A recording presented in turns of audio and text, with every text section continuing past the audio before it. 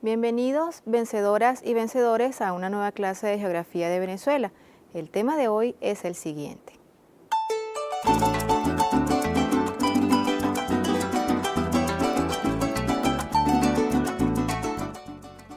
Política de seguridad y defensa.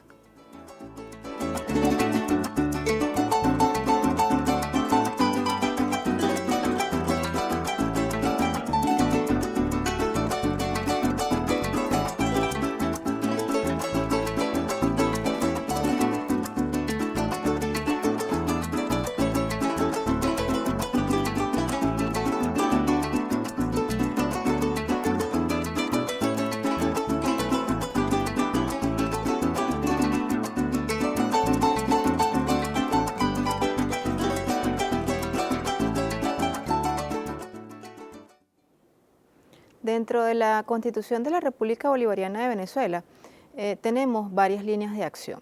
En principio tenemos la política de soberanía alimentaria. Además de eso, tenemos entonces la política energética y, por supuesto, tenemos la política de seguridad y defensa, que tuvo sus antecedentes que veremos entonces en la siguiente lámina.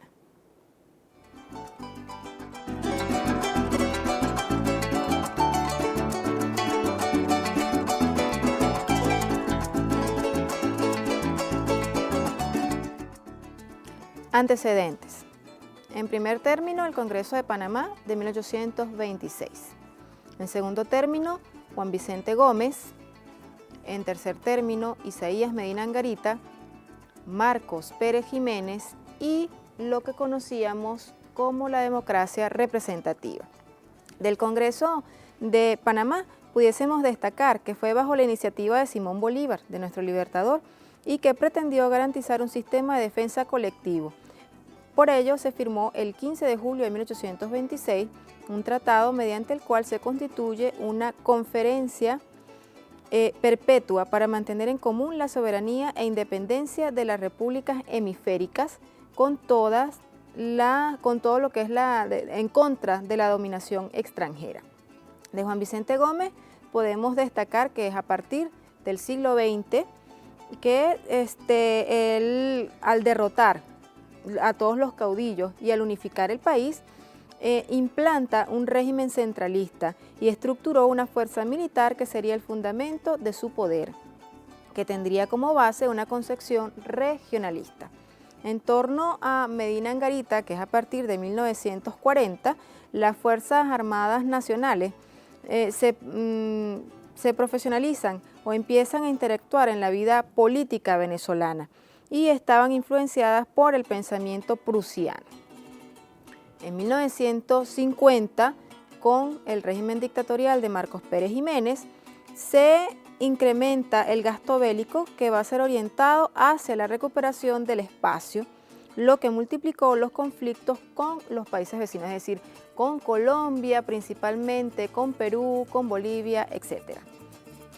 En 1960, que es cuando se inicia la democracia representativa, la seguridad y defensa de la nación era vista desde funciones de Estado como defensa territorial y fronteriza del orden público.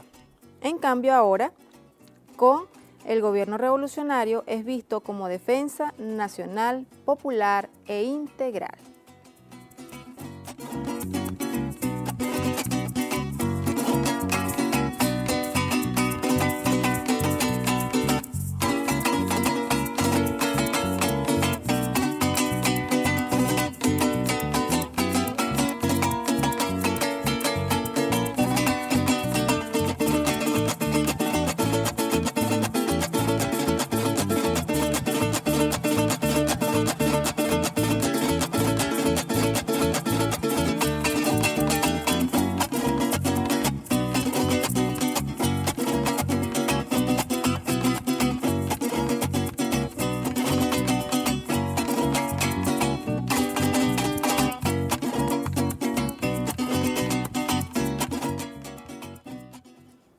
Visto entonces los antecedentes y habiendo escuchado todo lo que es el marco histórico referencial con respecto a la política y seguridad y defensa de nuestro país, veamos las siguientes imágenes para poder entonces un poco como ir construyendo lo que es esa historia de la política y seguridad y defensa de Venezuela.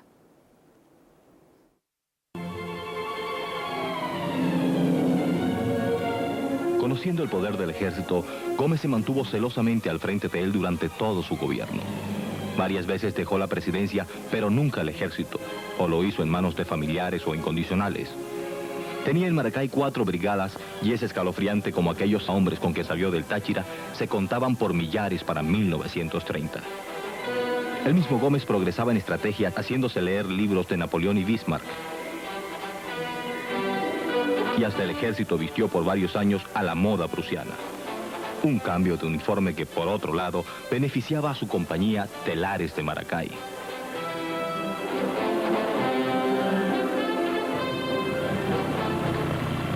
Después de la Primera Guerra Mundial, el general descubre, gracias a Cosme Renela, la importancia de la aviación como arma de combate.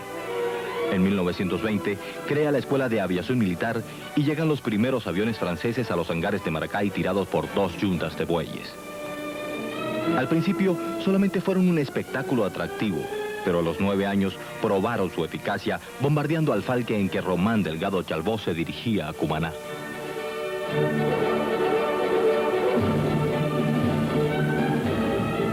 En 1934 surge la Aeropostal Venezolana con sede en Maracay y para casos excepcionales en el hipódromo de El Paraíso. El general contempla entre las salamerías de su perro Fifí el paso de los aviones, que junto con el gomecismo constituyen la base de su poder y permanencia.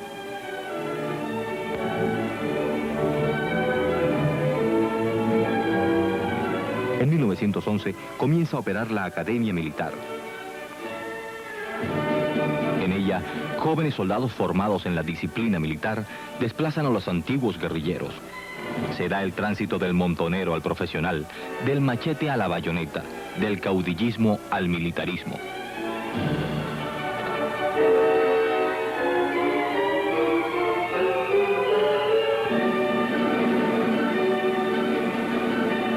Gómez, que había prohibido todas las licencias de portar armas y que fue candidato al Premio Nobel de la Paz, sigue con avidez el avance y perfeccionamiento del nuevo armamento. No solo él, también López Contreras y los del Clan. ¿Quién contará con el ejército a la muerte de Gómez? Pregunta definitiva. Pues ellos saben que ningún régimen venezolano ha surgido o permanecido en el poder sin la iniciativa o el respaldo de las Fuerzas Armadas y la alta finanza. Fíjense entonces cómo en estas imágenes tenemos cómo Gómez propicia entonces la erradicación del caudillismo. Y de allí entonces se genera lo que es el militarismo, es decir, se funda las Fuerzas Armadas Nacionales como una institución. Se institucionaliza a todos esos soldados, a todas esas personas que de alguna manera u otra participaron en las guerras de guerrilla y que Gómez, con el logro de la unificación del territorio nacional, eliminando a todos los caudillos que estaban en el oriente, en el occidente, en los llanos y en el sur de Venezuela, pues evidentemente asume el control centralista, como lo decíamos en un principio, de las Fuerzas Armadas Nacionales. Además de eso, entonces vemos cómo de alguna manera la parte ideológica, formal de los militares, entonces comienza a dibujarse un poco hacia Prusia, ¿sí? Hacia ese ejército prusiano y que comienza con el mismo enfoque o con la misma confección más bien de el uniforme de los soldados venezolanos. Todo esto nace, todo esto surge en lo que fue durante mucho tiempo la capital, a pesar de que Caracas siempre ha sido la capital de la República Bolivariana de Venezuela, surge entonces en lo que fue la capital militar de Venezuela, vista desde Juan Vicente Gómez, que no es otra que la ciudad de Maracay. Es allí donde reposa la aviación, como dentro de lo que es el Museo Aeronáutico de Maracay podemos observar la cantidad de aviones que llegaron durante las primeras etapas de la historia de la aviación venezolana, y allí es en Maracay donde Gómez pues establece una gran cantidad de establecimientos militares. Entonces Maracay se asocia en un momento histórico a lo que sería una ciudad militar o a un fortín militar. Es por eso una de las razones por las cuales esta ciudad capital del estado de Aragua se establece como ciudad jardín de Venezuela, pero también como ciudad militar de nuestro país. Pasemos ahora a la siguiente diapositiva.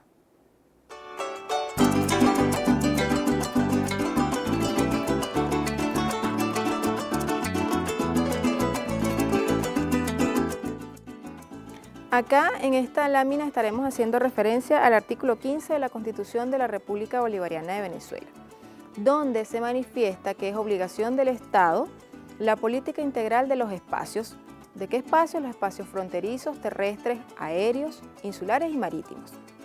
¿Desde qué punto de vista? Esto, por supuesto, apoyado y preservando la integridad territorial, la soberanía, la seguridad y defensa, la identidad nacional, la diversidad y el ambiente. Esto está reflejado en el artículo 327 de la Constitución de la República Bolivariana de Venezuela.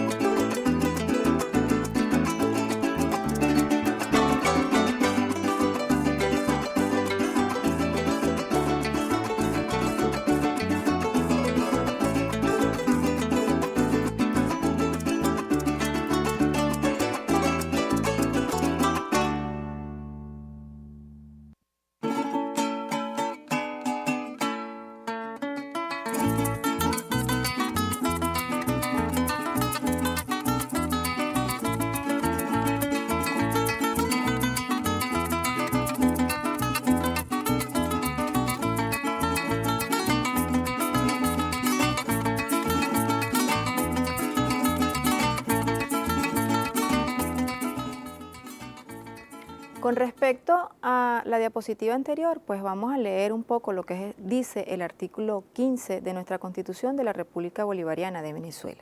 Dice lo siguiente: el Estado tiene la obligación de establecer una política integral en los espacios fronterizos, terrestres, insulares, marítimos, preservando la integridad territorial, la soberanía, la seguridad, la defensa, la identidad nacional, la diversidad y el ambiente, ¿de acuerdo con qué? Con el desarrollo cultural, económico, social y la integración, atendiendo a la naturaleza propia de cada región fronteriza a través de asignaciones económicas especiales. También entonces pasemos a leer lo que es el artículo 327, que dice lo siguiente: la atención de las fronteras. Fíjense que el artículo 15 habla de los espacios fronterizos, y aquí en el artículo 327 se vuelve a mencionar los espacios fronterizos. La atención de las fronteras es prioritaria en el cumplimiento y aplicación de los principios de seguridad de la nación. Es decir, que tenemos que tener en cuenta cada uno de esos espacios fronterizos para propiciar una mejor seguridad y defensa del territorio. Es prioritaria en el cumplimiento y aplicación de los principios de seguridad de la nación. A tal efecto, se establece una franja de seguridad de fronteras cuya amplitud, regímenes especiales en lo económico y social, poblamiento y utilización serán regulados por ley.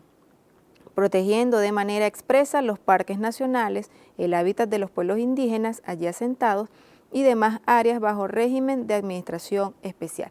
Quiere decir que entonces nuestra Constitución refleja la política de seguridad y defensa, pero en atención al cuidado del hábitat de los pueblos indígenas, en atención a la preservación de los parques nacionales y en atención a lo que es el poblamiento, más no la desmejora de esos espacios territoriales en cuanto a los fronterizos. Es decir, que estaríamos abandonando esa vieja política que en un momento se llegó a practicar. Por ejemplo, durante el gobierno de Rafael Caldera se llegó a practicar con el ministro para los asuntos fronterizos, Pompeyo Márquez, la instalación de una ciudad, ¿sí? No fue otra cosa que un aparataje que se creó cercano a la frontera con Brasil y que supuestamente era para generar el poblamiento, pero esta ciudad quedó pues totalmente abandonada porque evidentemente se generaba el poblamiento, se instalaban las casas, pero no se generaba ningún tipo de servicio público para esa población que se iba a instalar en esta ciudad.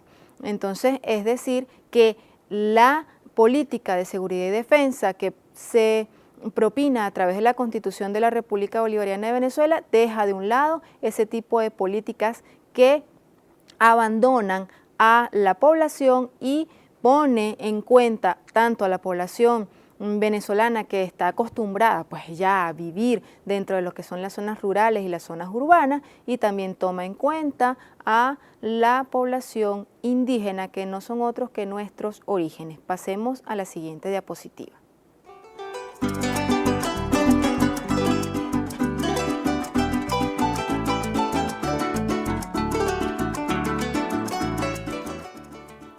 Del artículo 322 pudiésemos entonces mencionar que es allí donde se encuentra la defensa nacional popular integral.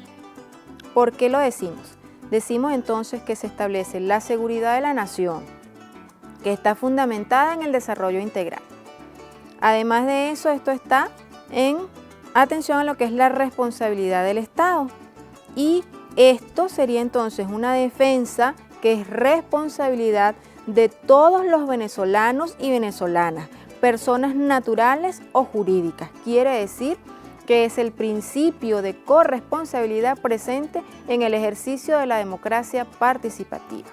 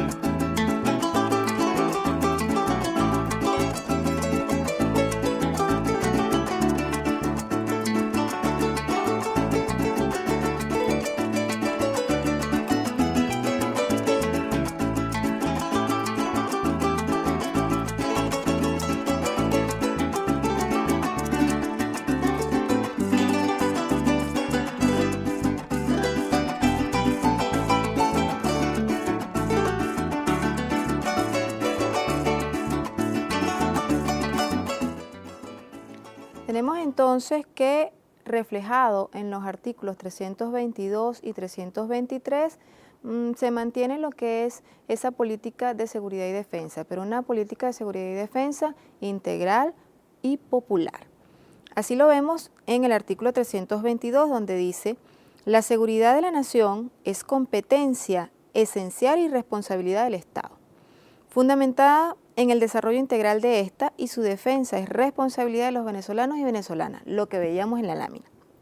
También de las personas naturales y jurídicas, tanto de derecho público como de derecho privado que se encuentren en el espacio geográfico nacional. Es decir, todos los que habitamos dentro del territorio venezolano estamos entonces en la capacidad de responder a esta política de seguridad y defensa. Estamos en vías de esa corresponsabilidad para mantener esa defensa y la soberanía de nuestro territorio nacional.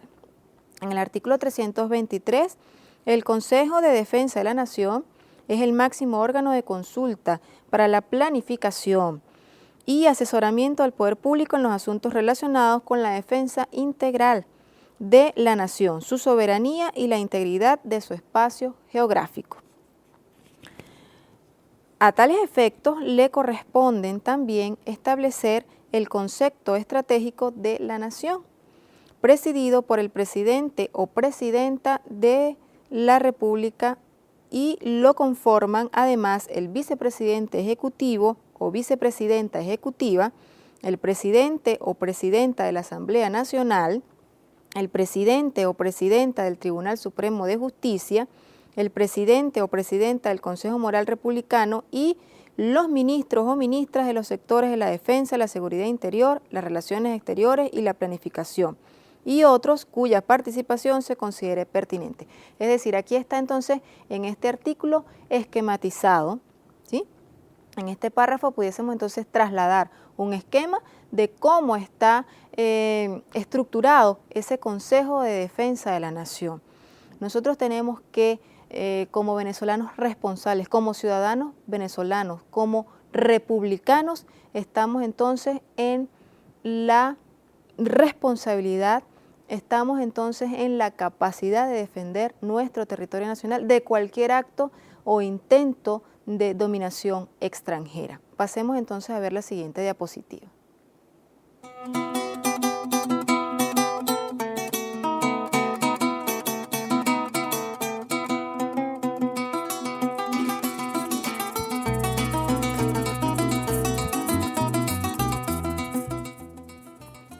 Como decíamos, el artículo 323 ya formula pues, lo que es el Consejo de Defensa de la Nación y dice: máximo órgano de consulta para la planificación y asesoramiento al poder público en los asuntos relacionados con la defensa integral de la nación.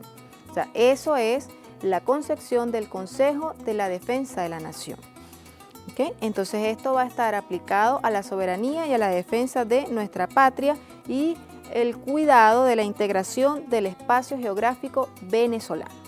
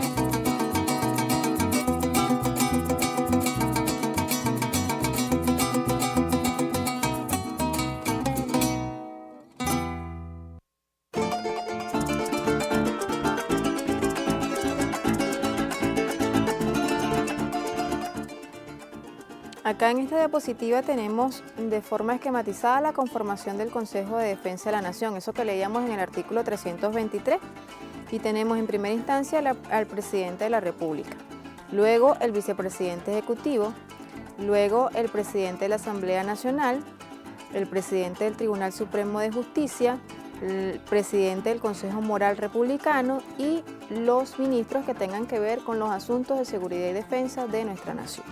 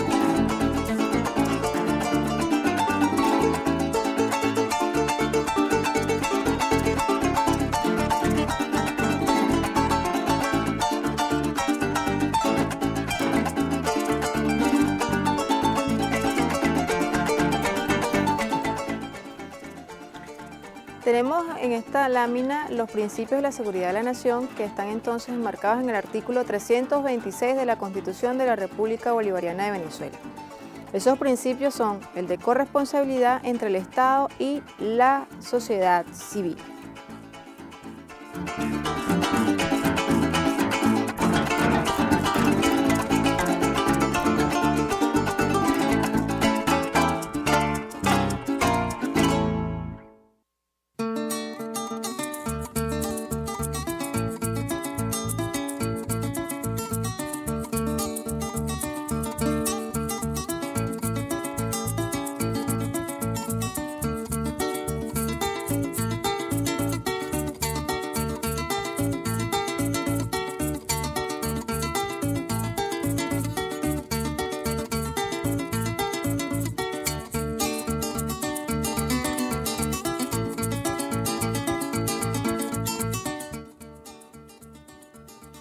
Leamos entonces parte del artículo 326 de nuestra Constitución. Dice, de los principios de seguridad de la nación. La seguridad de la nación se fundamenta en la corresponsabilidad entre el Estado y la sociedad civil, como ya se señala en la lámina que vimos anteriormente, para dar cumplimiento a los principios de independencia, democracia, igualdad, paz, libertad, justicia, solidaridad, promoción y conservación ambiental y afirmación de los derechos humanos, así como en la satisfacción progresiva de las necesidades individuales y colectivas de los venezolanos y venezolanas, sobre las bases de un desarrollo sustentable y productivo de plena cobertura para la comunidad nacional.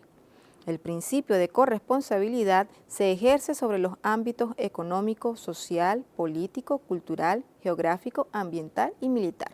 Si esto es así, ¿qué es entonces lo que constituye nuestra Fuerza Armada Nacional? ¿Por qué preguntamos eso? Porque evidentemente la vemos reflejada en los principios de la seguridad de la nación. Y si en las imágenes que vimos anteriormente en ese video de marco histórico referencial, donde observábamos que se decía que Gómez entonces establece ya la erradicación de lo que son los caudillos y comienza a pasar formalmente a todos esos soldados que participaron o que participaron dentro de lo que fue la guerra de guerrillas durante la época del caudillismo, pues evidentemente nuestra Fuerza Armada tendrá que ser ahora algo así como lo que podamos ver en la siguiente diapositiva.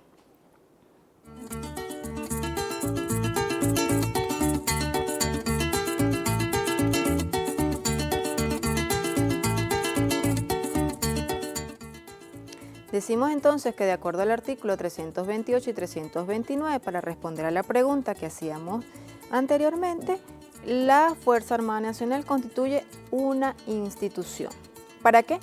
Para garantizar la independencia y soberanía de la nación y además asegurar la integridad del espacio geográfico.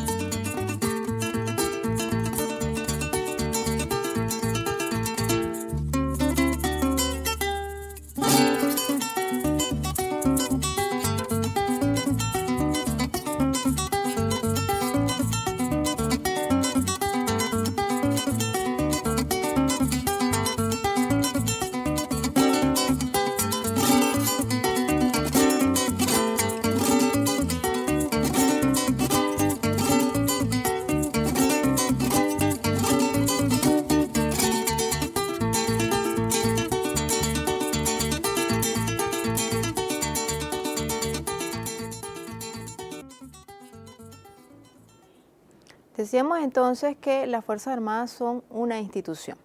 De acuerdo a ello, tenemos la lectura del artículo 328 y el artículo 329, referido a la Fuerza Armada Nacional. El artículo 328 dice que la Fuerza Armada Nacional constituye una institución esencialmente profesional, sin militancia política, organizada por el Estado para garantizar la independencia y soberanía de la nación y asegurar la integridad del espacio geográfico, mediante la defensa militar, la cooperación en el mantenimiento del orden interno y la participación activa en el desarrollo nacional. Del artículo 329 podemos destacar lo siguiente respecto a la Fuerza Armada Nacional. El Ejército, la Armada y la Aviación tienen como responsabilidad esencial la planificación, ejecución y control de las operaciones militares requeridas para asegurar la defensa de la nación. La Guardia Nacional cooperará en el desarrollo de dichas operaciones y tendrá como responsabilidad básica la conducción de las operaciones exigidas para el mantenimiento del orden interno del país. La Fuerza Armada Nacional podrá ejercer las actividades de policía administrativa y de investigación penal que le atribuya la ley. Es decir, que la institucionalización de las Fuerzas Armadas conlleva a un ámbito de responsabilidad hacia ellos mismos, es decir, hacia su nivel interior, como hacia su nivel exterior, una responsabilidad o una acción corresponsable entre ellos como ente gubernamental con el Estado y ellos como ente gubernamental parte de esta sociedad que estamos construyendo. Pasemos entonces ahora a la siguiente diapositiva.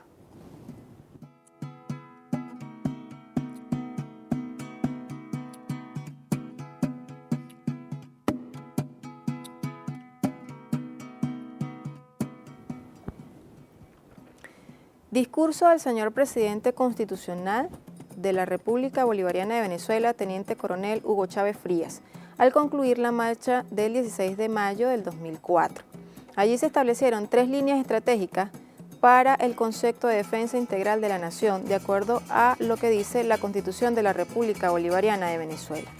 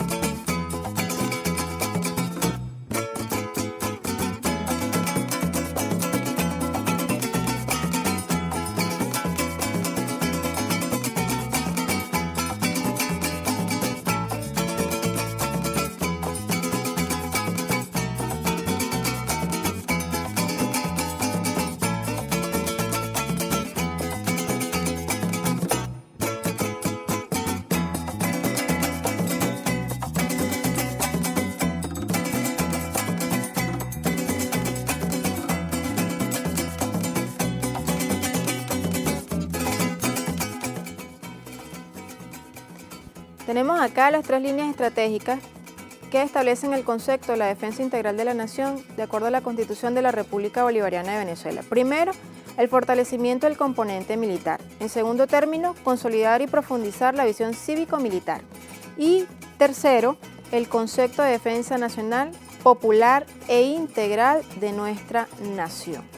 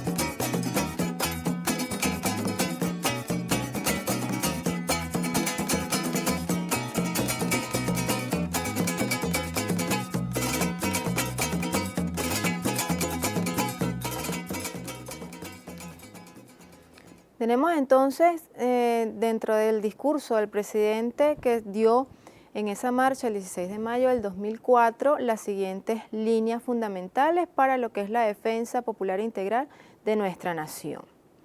Veamos lo que dice la primera. Dice, de esas líneas tiene que ver con el fortalecimiento del componente militar. Así lo anunció ante el país. Vamos a fortalecer el componente militar de la República y el componente militar de la nación. Se trata, por supuesto, por ejemplo, lo que he decidido hace apenas 3 días, incrementar el contingente que ingresa al Ejército y a la Fuerza Armada, pero comenzando por el Ejército, ahora en este mismo mes de mayo. Es allí donde se comienza a establecer un poco con mayor efectividad la misión Miranda, que es una de las misiones que están ligadas a la defensa y la soberanía de nuestro país. La segunda tiene que ver con un concepto y una praxis que hemos venido adelantando en estos 5 años. Ahí hemos ganado bastante terreno, pero sin embargo, dada la nueva fase antiimperialista de la Revolución Bolivariana, necesario es continuar consolidando y profundizando la unión cívico-militar, la unión del pueblo con su Fuerza Armada, la unión de su Fuerza Armada con el pueblo. Y la tercera va entonces hacia lo que es la línea estratégica que va a ser el concepto fundamental de defensa. Dice, la tercera línea estratégica en la que quiero insistir esta tarde tiene también mucha importancia. Toca la médula del concepto de la defensa integral. Dice la Constitución en su título 7º. Yo invito, es la primera vez que yo invito a leer el título 7º de la Constitución.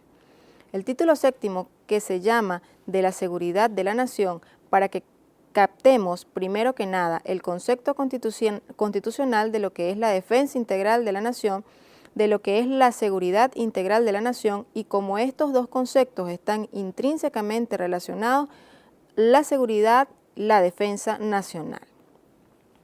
Y para que veamos cómo la Constitución dice que la seguridad y la defensa integral del país es una responsabilidad compartida del Estado y de la sociedad, del gobierno y del pueblo, de todos los ciudadanos, de todas las ciudadanas, incluso los extranjeros que vivan aquí.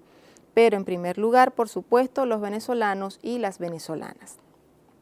Por eso es que hoy lanzo, basándome en el mandato constitucional, el concepto de la defensa nacional popular integral. Llamo al pueblo venezolano todo a incorporarse a la defensa nacional, la defensa territorial, la defensa de la soberanía nacional.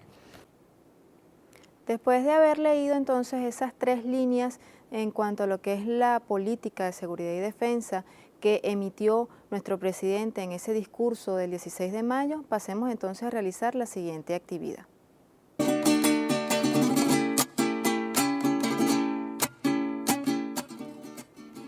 ¿Cómo se evidencia actualmente la integración cívico-militar en nuestro país?